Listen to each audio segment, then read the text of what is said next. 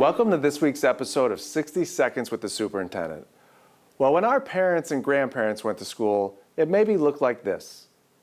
10, 15, 20 years ago, it maybe looked like this. Maybe with an overhead projector instead of an interactive projector. Well, classrooms have changed, teaching has changed, and so must our furniture. Let's meet up with two of our teachers that have been granted innovation grants to change the way students sit and learn in their classrooms. About a year ago, when I was reading an article about stand-up desks and I saw the benefits that it would provide for the kids, I felt that this would be a great grant to add to my classroom since we already have some wonderful programs in place. And when I looked at the benefits, I said, you know what, it's going to help these kids out because they were bending over when they were working and they were kneeling on chairs, and this is going to reduce those sedentary behaviors and it's going to allow them to be a lot more active in the classroom.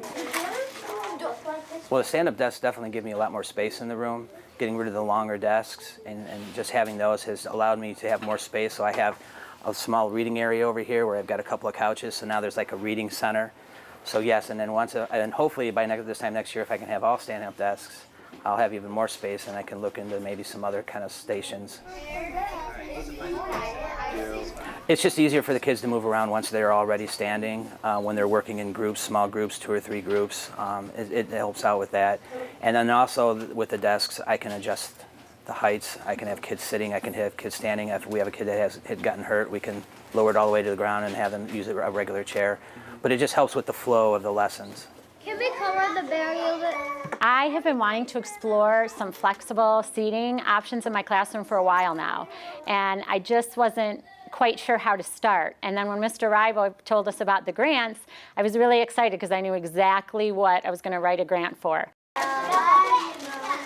So if you can see, we have some stools that the kids use. We call them wobble stools.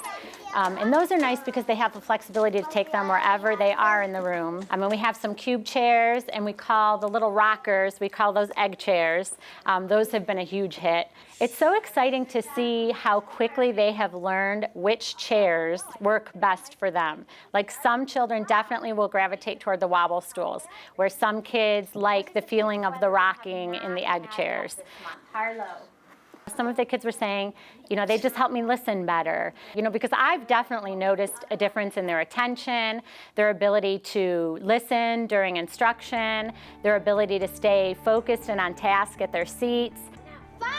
I think the flexible seating options and just giving them the choice of a different way to sit in the classroom has really helped them to gain more access in the classroom to the curriculum and the instruction. So I think it's been great. Well, as I hope you've seen, it's not just about cool, trendy furniture, but matching our furniture to our students' learning needs. Their needs to interact, communicate, and collaborate. And you know what? It doesn't matter how old you are. Sometimes it's fun to wobble a little bit on the seat you're sitting in. As always, thanks for watching, and go make it a great Mustang week.